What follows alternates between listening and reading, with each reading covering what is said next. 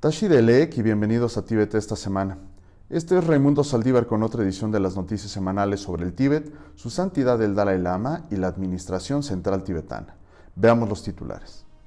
Cada uno de nosotros puede contribuir a la paz en tiempos de crisis, dice su santidad el Dalai Lama. Su santidad el Dalai Lama y la administración central tibetana lamentan la muerte del senador Doul. El Sikyon concluye su visita oficial al norte de la India. La Kalo Norsin Dolma inaugura la conferencia de jóvenes académicos indios sobre estudios tibetanos. El presidente del Parlamento, Khenpo Sonam Temple, felicita al primer ministro de Japón, Fumio Kishida. La oficina del Tíbet en Ginebra resalta el Tíbet en un foro de la ONU. Taiwán celebra una conferencia sobre la raíz filosófica y la lógica budista. El diálogo Unión Europea-Estados Unidos sobre China destaca las violaciones de los derechos humanos en el Tíbet. Enes Freedom saluda a su santidad el Dalai Lama en el 32 aniversario del Premio Nobel de la Paz.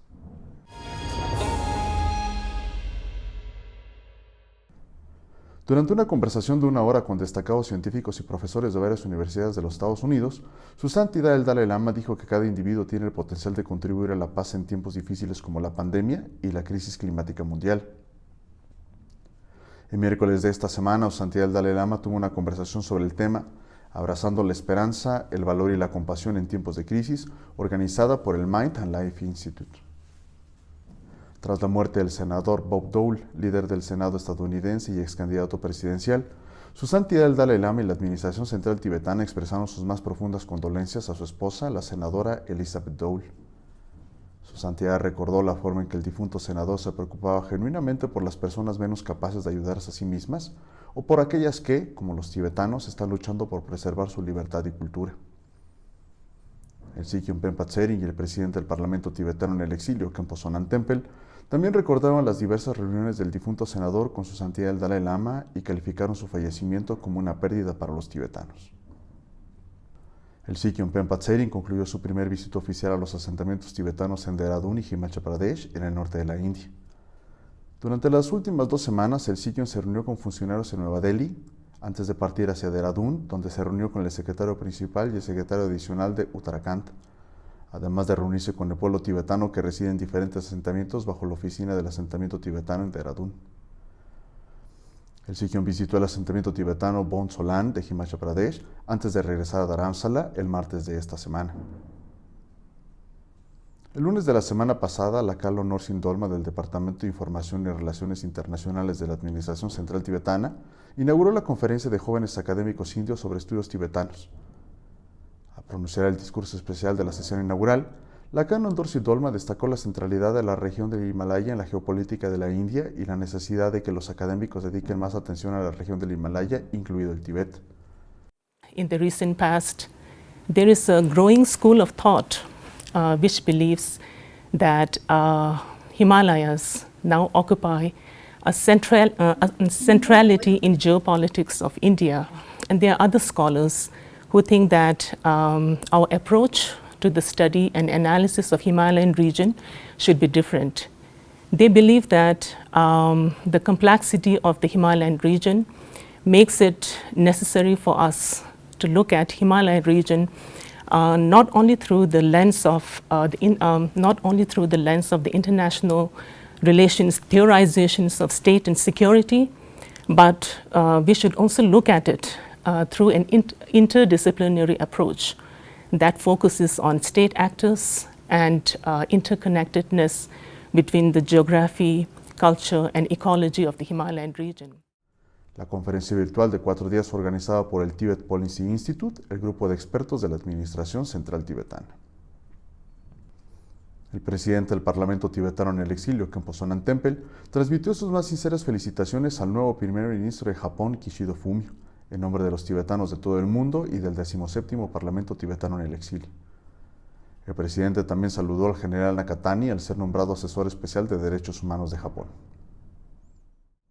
El oficial de defensa en la ONU, Kalden Somo, de la oficina del Tíbet en Ginebra, dijo en el foro de la ONU sobre cuestiones de las minorías que el pueblo tibetano se enfrenta a la imposición de un cambio social, estructural y demográfico, a la falta de oportunidades para adquirir conocimiento sobre la historia, la cultura y las tradiciones tibetanas, y la falta de oportunidades de empleo en el Tíbet. También mencionó el ciclo de conflictos y protestas, incluidas las autoinmolaciones de más de 155 tibetanos en el Tíbet, debido a las situaciones antes mencionadas.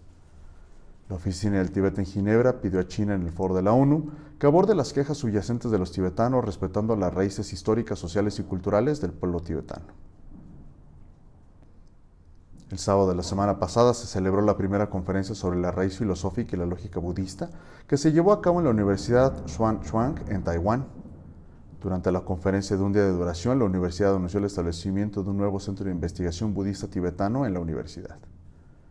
El representante Bao Kelsen-Yatsen de la Oficina del Tíbet en Taiwán habló sobre los objetivos de la organización de la conferencia y saludó al director de la universidad y a los nuevos presidente, vicepresidente y secretario del Centro de Investigación Budista Tibetano de la universidad. La conferencia contó con un gran número de participantes, con un total de más de 300 personas.